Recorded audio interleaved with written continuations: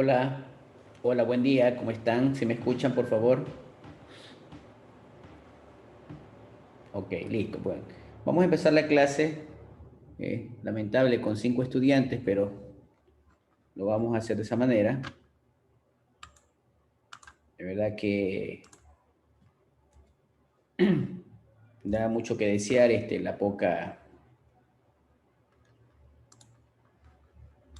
poco interés que tienen sus compañeros. Bien.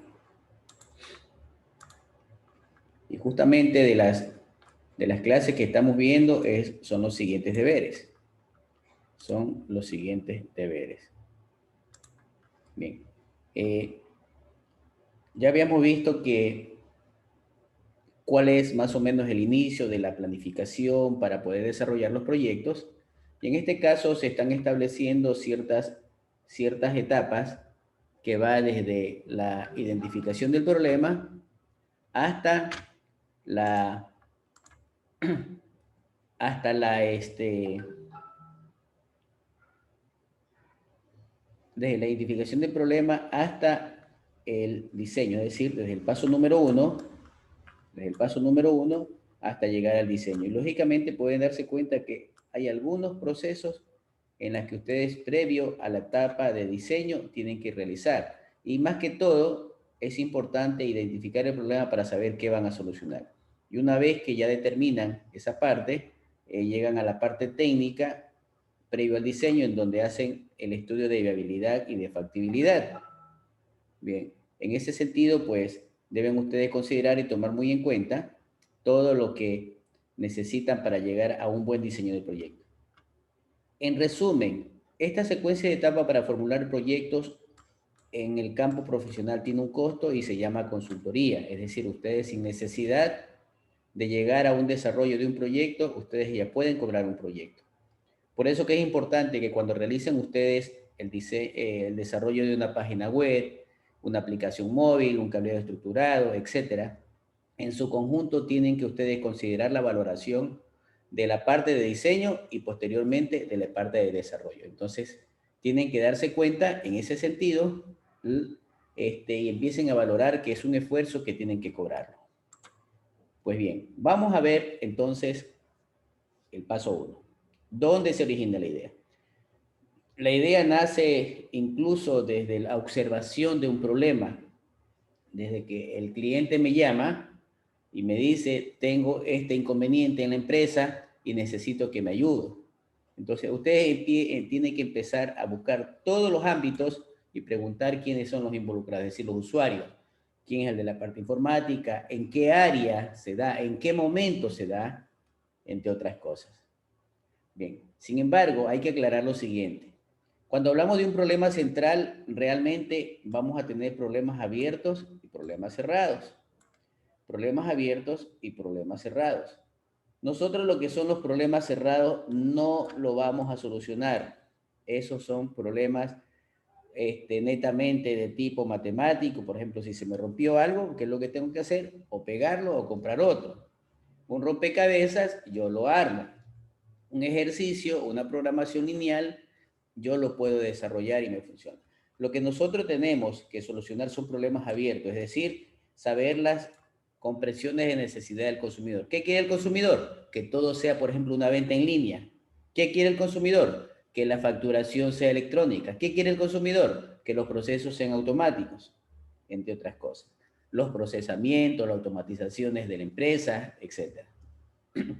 Bien.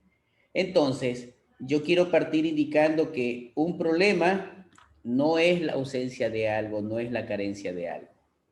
Normalmente se les pregunta o el estudiante pone en la descripción de un problema indicando, el problema es que no hay dinero, el problema es que no tienen computadores, el problema es que no tienen sistemas de información. Entonces, cuando ustedes pongan la palabra no tienen, en otros términos, no están definiendo adecuadamente el problema. Dice que el problema representa, describe una situación de estado negativo que afecta, repito, representa, describe una situación o estado negativo tiene que ser de la realidad, tiene que ser de ese momento del presente y que esté afectando a un grupo dentro de un área. Es un estado que me genera insatisfacción. Esa insatisfacción genera conflictos. Eso es un problema. Bien. Ejemplos de problemas, o mejor dicho, primero, ciertas características que deben tener un problema. Bien, un problema tiene ciertas características, entre ellas que debe ser un componente de la realidad, debe ser verificable, debe tener solución, tiene un origen de causa, efectos, consecuencias directas e indirectas. Esas son las características, entre otras, de lo que tenemos de un problema. Bien, ¿qué más tenemos? Dice que en algún momento, sin querer, me encontré una frase de Albert Einstein, más que todo respecto al planteamiento del problema. Él indicaba que es más importante identificar un problema antes que encontrar la solución. Saber formular el problema es mucho mejor que encontrar la solución. Lo dijo Albert Einstein y lo sigo sosteniendo como proyectista. En este sentido, me lleva a la reflexión en que yo tengo que investigar, es decir, observar, recopilar información, ver, tomar fotos, preguntar, encuestar, entrevistar. Con eso recopilo información y me voy dando una idea, voy atando cabos, como decimos normalmente, para poder establecer y confirmar la sospecha de lo que estoy identificando como problema. Esa información debe darme un vasto conocimiento para entenderlo de mejor manera. Además, me da pistas para asegurar, para aseverar y o ratificar o rectificar las sospechas. En este sentido, voy a darme cuenta que los resultados deben ser relevantes. Los resultados deben ser relevantes. Aquí tenemos ejemplos de formulación de problemas. Aquí, con pocas palabras, bajas calificaciones de los estudiantes del octavo B de Ingeniería en Sistemas, del octavo A de Ingeniería en Sistemas. Bajas ventas en la ferretería Artiaga durante el mes de junio. Bajo peso en los estudiantes del octavo A de Ingeniería en Sistemas. Decrecimiento de la economía mundial por efectos de la pandemia. Miren, en ningún momento he indicado no hay calificaciones, no hay ventas, no hay peso, no hay economía. Entonces, esa palabra no para formular los problemas deben eliminarla y sacársela de la cabeza. Aquí tenemos otros ejemplos. En este lado tenemos de la forma incorrecta como se lo formula y de la manera correcta. Aquí, hace falta un sistema antivirus informático. La ausencia de algo, la carencia de algo no es un problema. ¿Cómo se lo pondría? Existe alta afectación de virus al software y hardware. Hay que desarrollar una aplicación informática, es decir, indicar lo que tengo que hacer. No está correcto como problema. Lo correcto sería los procesos manuales en el área de contabilidad de la empresa X o Y son deficientes. Ausencia de un sistema operativo en el laboratorio 201 de la FACSI.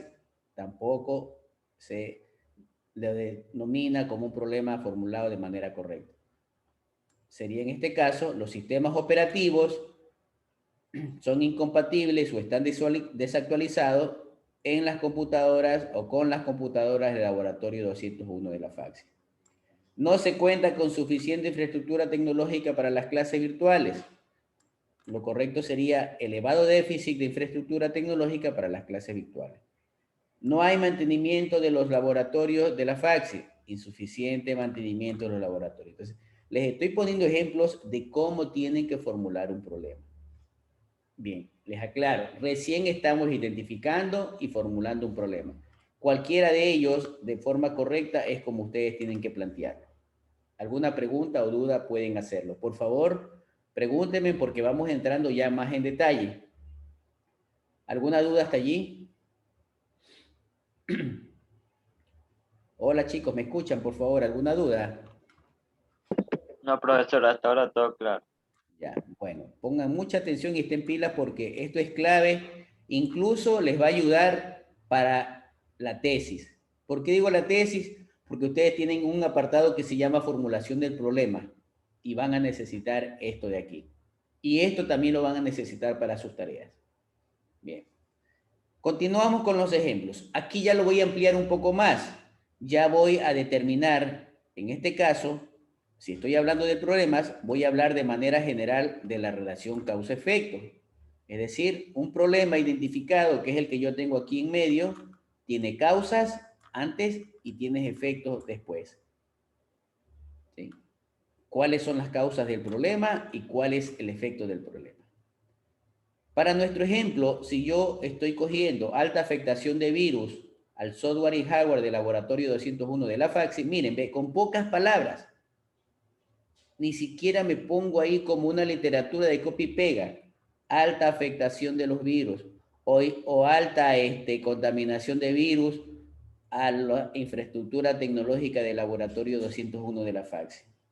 Posibles causas dentro del levantamiento de información, dentro de las encuestas, dentro de la observación, dentro de la información que me han dado los informantes, se pudo detectar que la afectación de virus se la da por el uso de archivos con virus informáticos.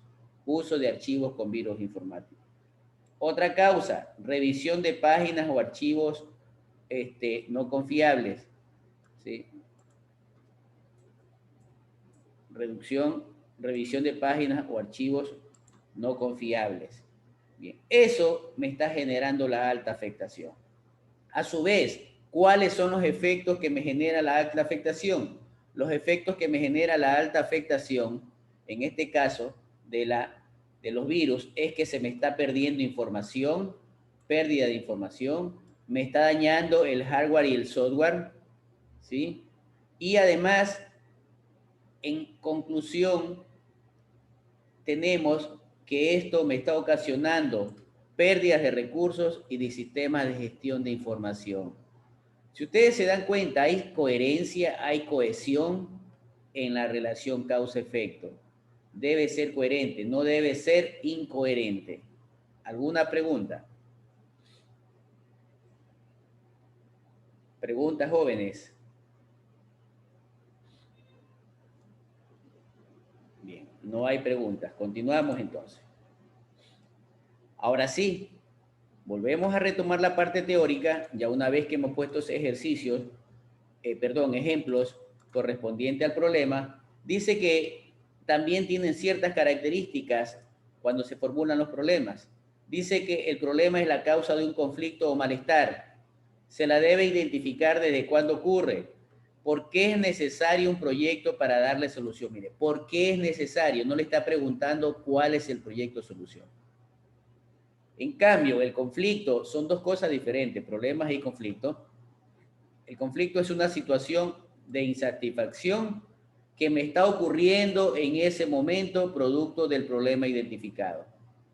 Se debe definir lo que realmente sucede. Por ejemplo, voy a irme al ejemplo anterior. La alta afectación, ¿qué me está generando como conflicto? Aparte de generarme esto, me está generando malestar de los estudiantes, me está generando desconfianza para usar esos equipos, me está generando un conflicto de no utilizar adecuadamente o el escaso uso adecuado de los laboratorios para hacer la práctica. Entonces, ese es el conflicto. En conclusión, el problema debe estar delimitado, debe ser concreto, debe ser específico, debe ser abarcable, debe ser identificable a través de toda la información necesaria en la que reflejen con claridad la relación causa-efecto. Miren, está bastante clara la descripción. ¿Cuáles otras características tienen los problemas?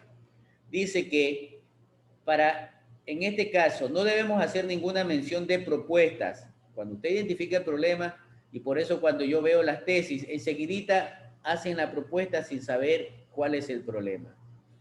Es decir, ustedes tienen que preferentemente, y tal como le decía Einstein, para él era mucho más importante identificar el problema antes que dar la solución. Voy a ponerles un ejemplo de un médico que ahí está sumamente más claro. Bien. El doctor no le puede dar la receta, no le puede dar la medicación. Normalmente le decimos, doctor, pero envíame tal cosa. No te puedo enviar eso porque todavía no tengo claro tu diagnóstico. Te voy a enviar más pruebas de laboratorio. Te voy a examinar de nuevo. Ahí tienen un caso bastante real y práctico en el ejercicio profesional de la medicina. Él actúa como un proyectista. Primero identifica el problema y mucho después le interesa la medicina que te va a entregar. Dice que el problema debe ser una situación negativa y debe tener relaciones causa-efectos. Caso contrario, se puede volver algo ambiguo y si yo no tengo la relación causa-efecto, no puedo identificar. Otro ejemplo, voy a poner un ejemplo de medicina nuevamente. Me duele la cabeza. Ok, ya tengo 3, 4, 5 días y he tomado algunos analgésicos y no me calma el dolor de cabeza. ¿Qué tengo que hacer? Voy donde el médico. El médico me va a preguntar, ¿desde cuándo tienes dolor de cabeza? Empieza a preguntar. Desde hace 3 días. Cuéntame, ¿te has hecho pruebas de colesterol? ¿Alguien de la familia sufre de migraña, de hipertensión? ¿Desde qué momento te empezó a doler la cabeza? La verdad que crié coraje y además pasé bastante tiempo en el sol. Ya va empezando a atar elementos causales del por qué me está generando el problema de dolor de cabeza. ¿Qué me genera el dolor de cabeza? Mal genio, no quiero que nadie me moleste, quiero estar encerrado en mi cuarto y lógicamente malestar, ¿verdad? O sea, malestar de salud. Dice que el problema, aparte de representarme una situación negativa de la realidad identificada, me debe estar afectando a alguien dentro de la población. Voy a poner ahora un ejemplo informático. Bien. Limitaciones de los recursos tecnológicos para las clases virtuales. Bien, primero estoy describiendo una situación. Limitación significa que no tengo mucho. O puedo poner baja capacidad del servicio de Internet. Baja capacidad del servicio de Internet. Abastece parcialmente la conectividad de las clases. Abastece parcialmente. Todos pueden tener Internet, pero al final algunos tienen que desactivar la cámara porque no es suficiente el ancho de banda para poder tener activado señal de cámara, señal de audio, señal de video. Ahí tenemos otro ejemplo. Bien. Dice que el problema, aparte de la identificación, me debe permitir armar una técnica que se llama árbol de problemas o análisis de problemas.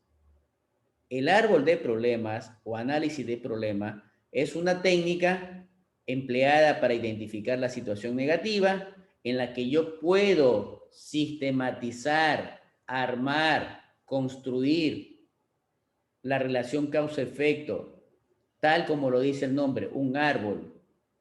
Con el problema yo puedo establecer la figura de un árbol. ¿Qué tiene un árbol? Tiene un tronco, tiene raíces, tiene ramas. El tronco es el problema central, las raíces son las causas y las ramas son los efectos. Bien. Dice que para enunciar un problema, ojo, aclaro, porque miren lo que dice ahí, problema central. Dentro de ese contexto, voy a volver a tomar el ejemplo de laboratorio, de la infectación de virus. ¿Sí? Si yo hablo en general de los laboratorios de la Facultad de Ciencias Informáticas, estoy hablando de todos, pero tengo que delimitar. Hablo del laboratorio 201. ¿Qué problema? Tiene muchos problemas ese laboratorio. Por ejemplo, insuficientes números de computadoras, insuficientes números de asientos. área muy pequeña, es poco relevante. Lo más relevante en este momento, de acuerdo al ejemplo que estoy tomando, es que ese laboratorio con esas limitaciones, sus máquinas están infectadas de virus. Ese es mi problema central. Hay muchos problemas, pero tengo que identificar el problema que me está ocasionando que las actividades se desarrollen con normalidad. Bien. Dice que debe ser una frase, ya ahorita lo hemos visto, hemos puesto frases pequeñas, cortas, breves, fácil de entender, de manera concreta y específica. No ponemos descripciones ambiguas, no ponemos descripciones ambiguas. Esa descripción debe describirme una tendencia del problema, debe especificar lo que está ocurriendo. Además, puedo identificar quiénes son los afectados y desde cuándo está ocurriendo el problema. Al menos. Otros ejemplos. Incremento de la seguridad informática en las organizaciones de la provincia. Puedo adicionar algo más respecto a las características anteriores, ¿sí? Incremento de la seguridad informática en las organizaciones de la provincia de Manabí.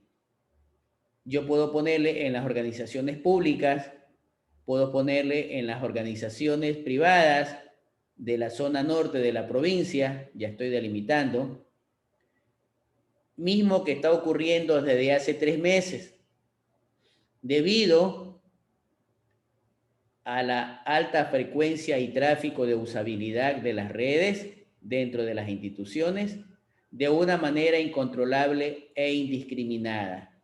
Miren, ve lo que estoy indicando. Ahí tenemos reducidas oportunidades de empleo, reducida inversión en sistemas de gestión, incremento del consumo no productivo, baja calidad de sistemas informáticos, etc. Más ejemplos, incluso los pueden ustedes también consultar en el internet o lo pueden consultar en la biblioteca. Hay un apartado donde tienen el paso a paso de cada una de las tareas que estamos realizando. Inclusive creo que he compartido unas 2 o 3 tesis. Bien, ¿alguna pregunta, jóvenes?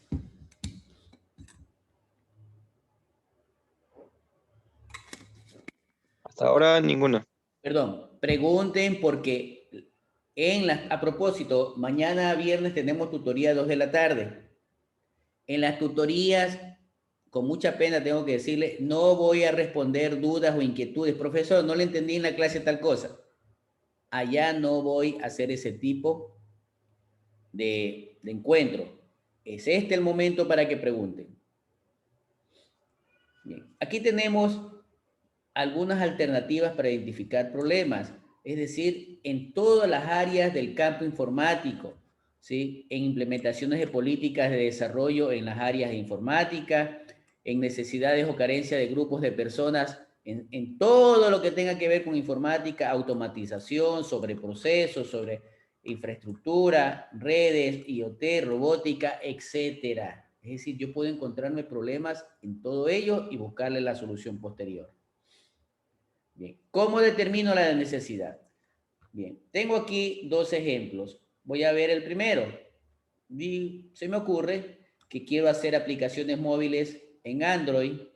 ¿Sí? Es la idea, no proyecto, no solución. Idea, porque todavía ni siquiera sé para qué me puede servir eso. Bien. ¿Cuál es la característica o a dónde lo quiero dirigir esas aplicaciones? Lo quiero hacer para los deliveries de comida rápida.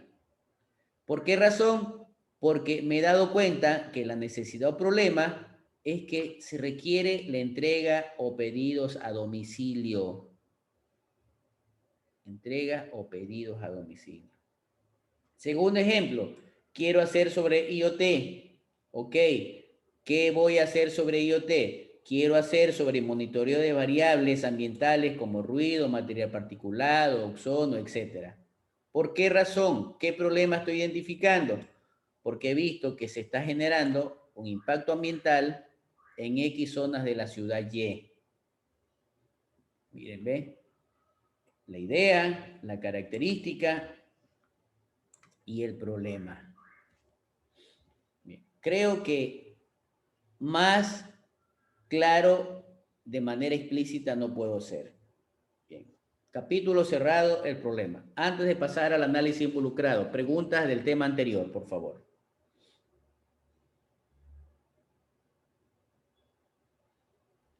¿Preguntas?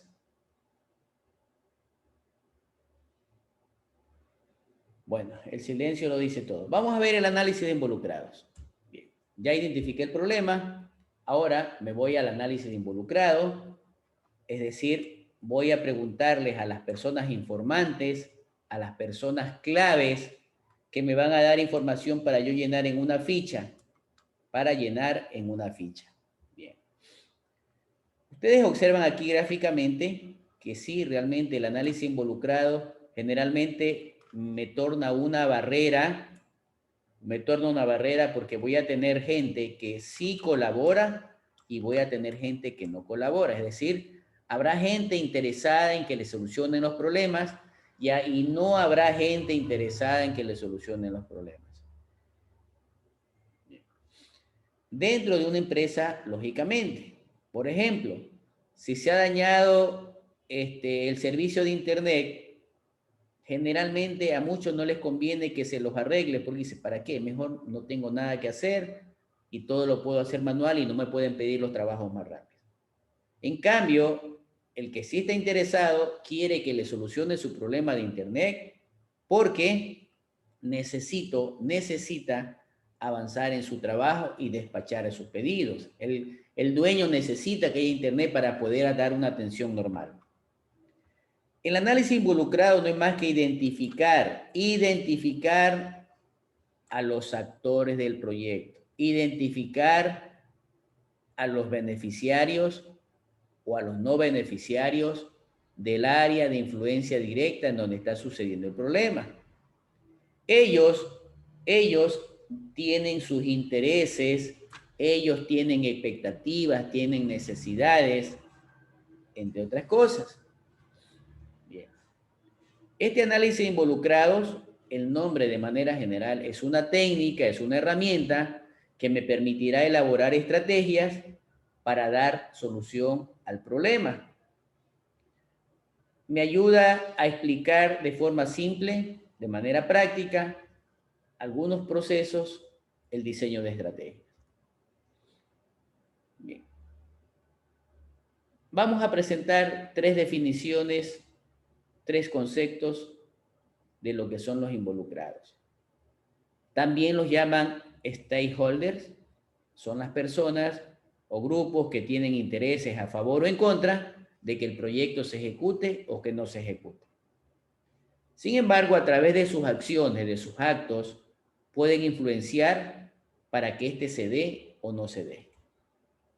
Una segunda definición, en cambio, menciona que son individuos, son grupos, son organizaciones que tienen intereses particulares en el proyecto y que, sin embargo, pueden movilizar recursos para afectar sus resultados de alguna forma. Y finalmente, un tercer concepto dice que son individuos u organizaciones que están activamente relacionados con el proyecto, también tienen intereses y que pueden afectar de una manera positiva o negativa la ejecución del proyecto. Entonces, en cualquiera de las tres definiciones vemos que todos tienen intereses, que son grupos de personas y que pueden hacer que el proyecto sea un éxito o fracase. Entonces, son importantes los involucrados. Bien, el análisis involucrado me ayuda a evaluar el contexto, el ambiente, el entorno. Oye, pregúntale a tal persona qué dicen del proyecto. Oye, pregúntale quiénes son los que están a favor. Eso ya me va dando la pauta para saber con quiénes me voy a enfrentar.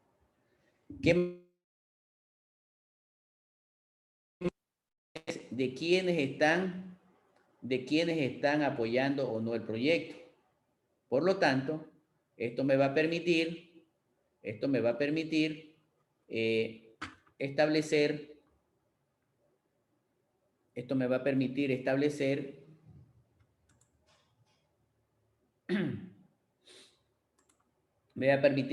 estrategias De esa manera yo organizo las ideas, organizo quiénes son los que están a favor, quiénes son los que están en contra.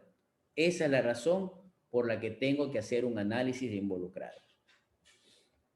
Bien. Veamos algunos tips de ayuda. Bien. Veamos gráficamente aquí. ¿Qué nos damos cuenta en la primera escena? ¿Sí? Viene el ingeniero, es el que viene de frente, el involucrado es el que está de espalda. ¿Sí? El involucrado es el que está de espalda, lo saluda, indicándole arriba, hola, yo soy Juan, ¿cómo estás? En la segunda escena le indica, yo soy ingeniero. Es decir, no hay que tener esos aires de grandeza ni aires de querer ser más que el otro. Desde allí empiezas dando una mala imagen y tu análisis involucrado puede fracasar. Bien.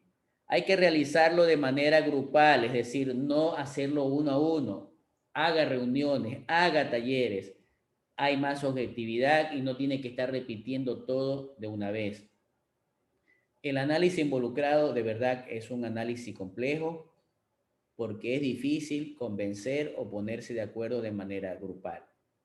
Sin embargo, es necesario descubrir todos los elementos importantes que son favorables para el proyecto.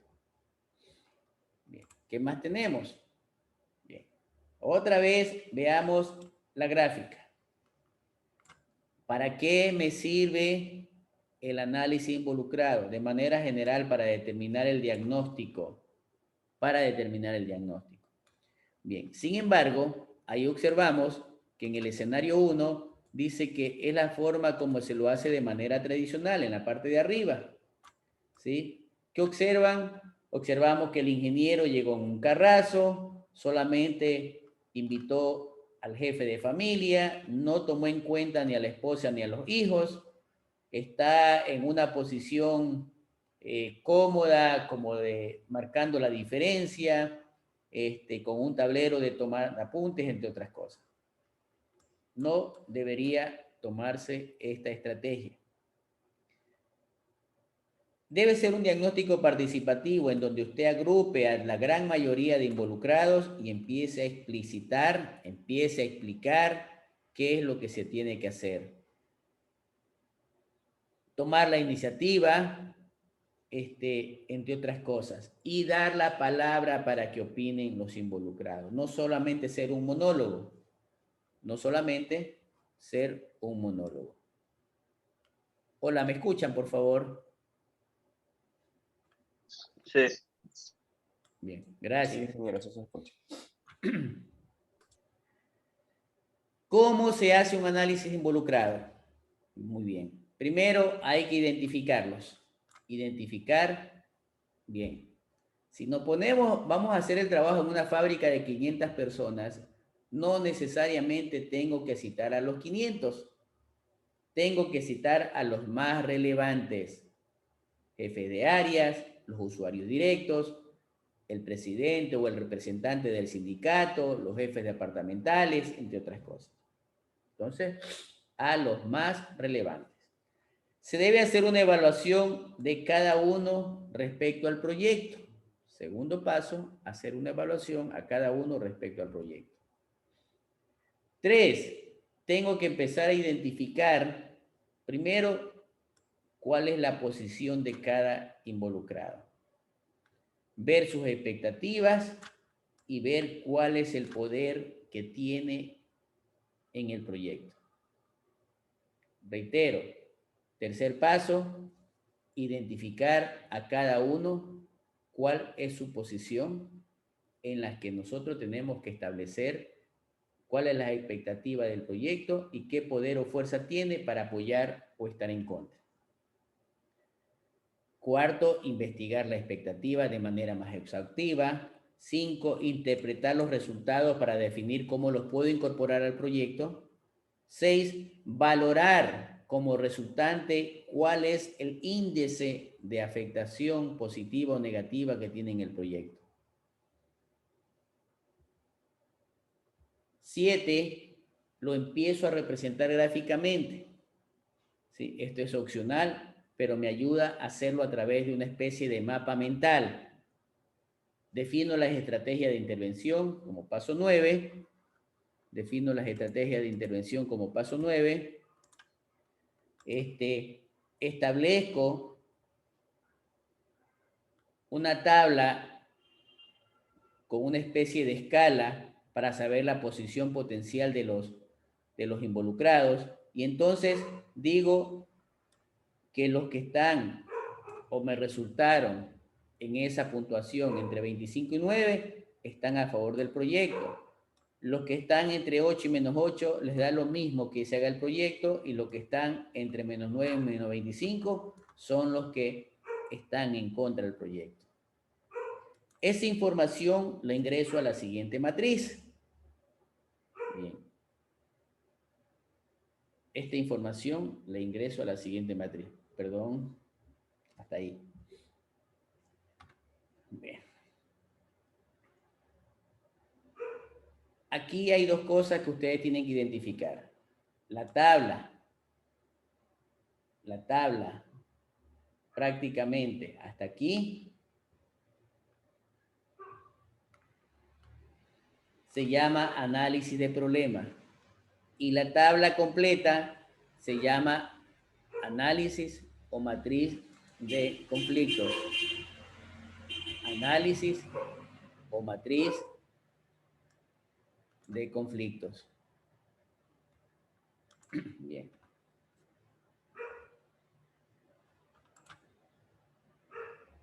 En la primera columna nosotros vamos a numerar, a darle un orden para saber cuántas personas tenemos. Para saber cuántas personas tenemos. 1, 2, 3, n personas. Segunda columna. Vamos a determinar los involucrados. Vamos a tomar el ejemplo de los laboratorios de la FACS. Involucrados. Tenemos en la decana, voy de mayor a menor. Involucrados, los encargados del laboratorio. ¿Quién más? Los estudiantes que hacen uso de ese laboratorio. El profesor o los profesores que hacen uso del laboratorio. Mírenme, ya están identificados. Bien.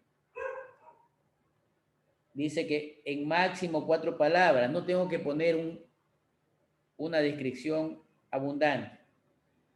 En la tercera columna tengo que describir en máximo 4 palabras cuáles son los intereses. ¿Cuál es el interés de la decana? Que los laboratorios estén aptos para sus prácticas. Problemas percibidos. Aquí casi todos deben coincidir. Problemas percibidos, prácticas limitadas, problemas para realizar prácticas en ese laboratorio, etc. Siguiente columna, recursos y mandatos, en máximo 5 palabras. ¿Qué son recursos? ¿Con qué puedes aportar? A ver, yo no tengo dinero, no tengo recurso económico, pero puedo aportar con mi contingente, es decir, recurso personal, recurso humano.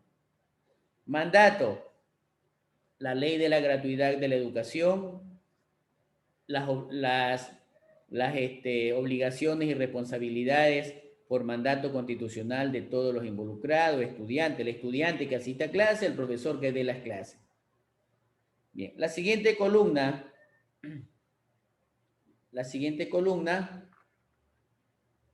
los conflictos potenciales, es decir, cuáles son sus intereses. Se fue de nuevo. ¿Sí? Y tengo que empezar a determinar con numeración. El proyecto me tiene una alta afectación. Le pongo el número 4. Alta afectación, número 4. Fuerza o poder. La decana tiene un poder alto. 5.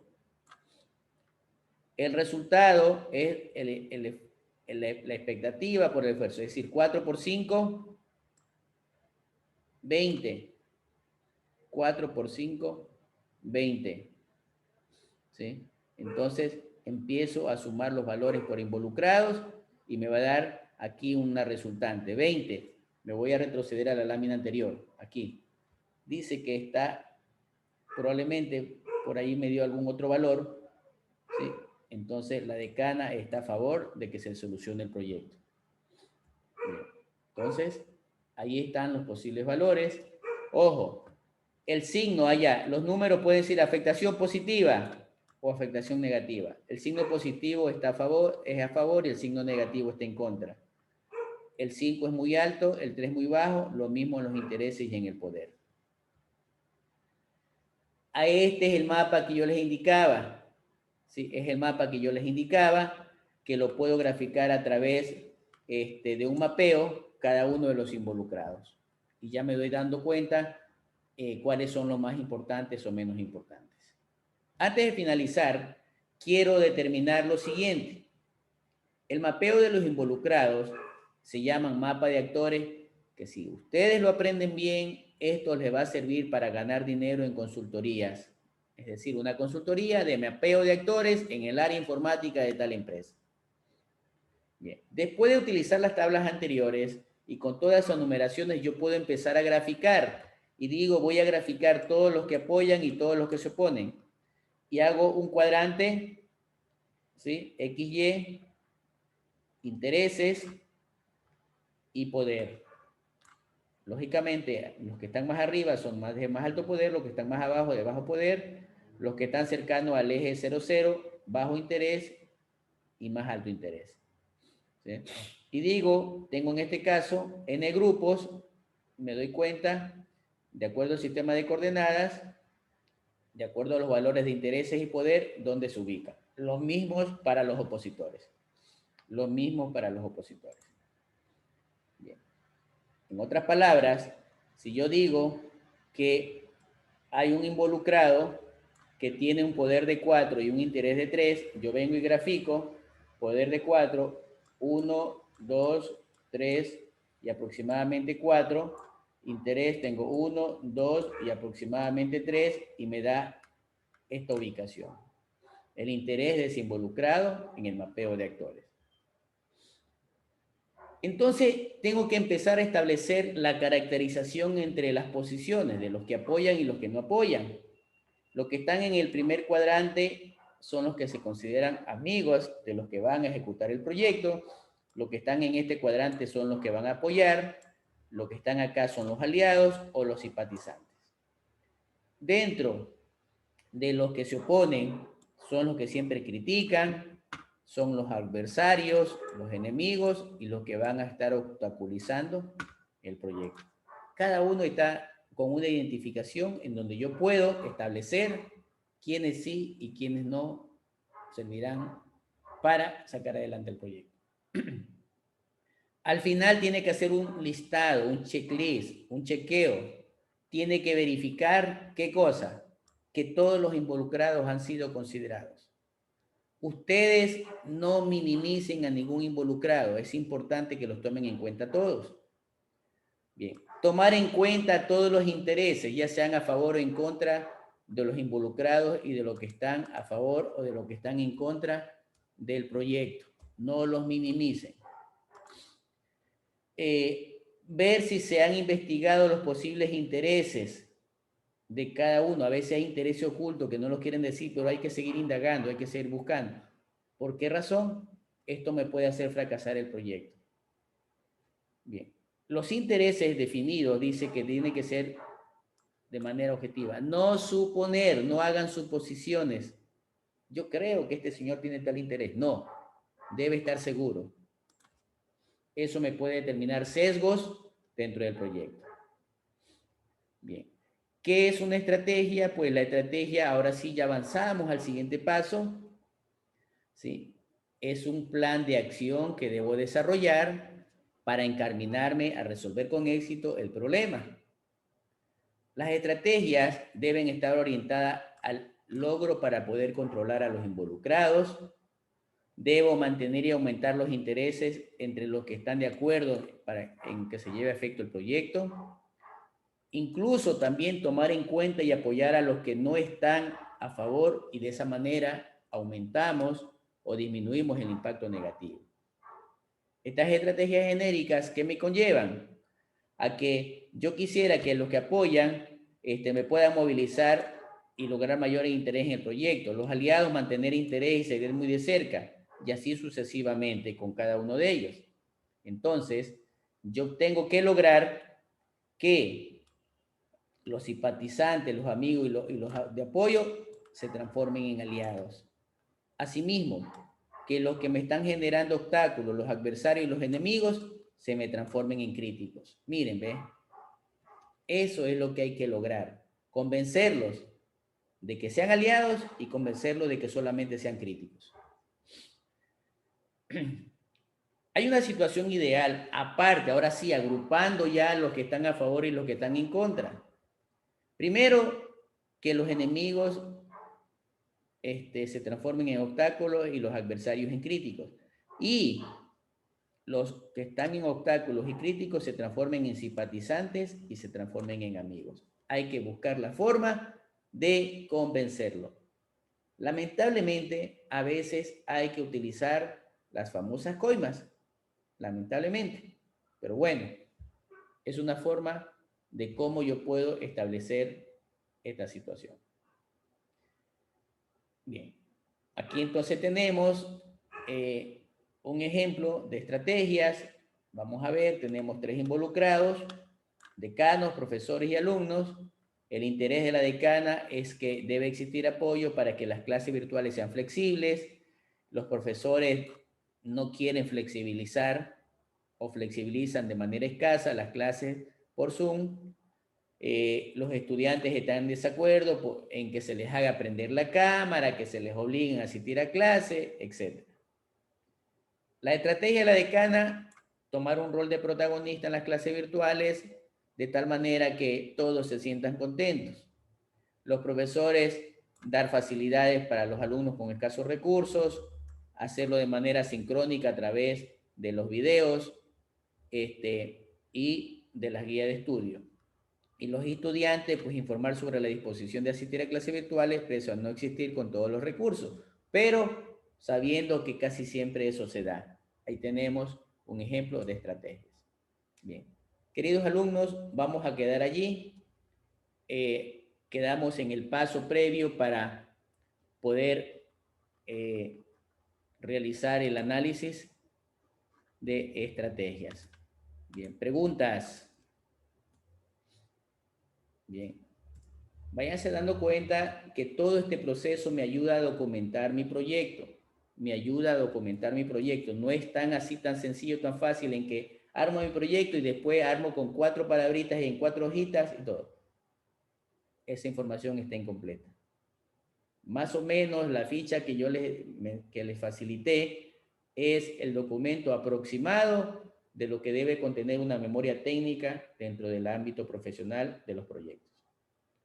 Bien, queridos alumnos, de mi parte doy por finalizada la clase, no sin antes dando la palabra a ustedes si alguien tiene alguna duda o comentario adicional. Adelante, les escucho.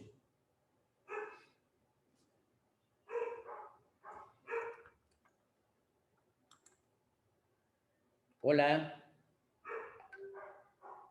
¿No hay preguntas?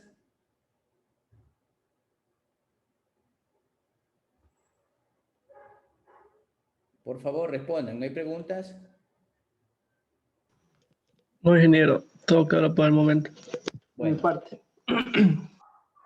Bueno, se les agradece. Tomen el tiempo adicional, revisen la información, vayan ya más o menos comparando las tareas que tienen que hacer en base ya a lo que se va avanzando con las clases. Que tengan un lindo día y un excelente fin de semana. Nos vemos la próxima semana. Un abrazo, cuídense.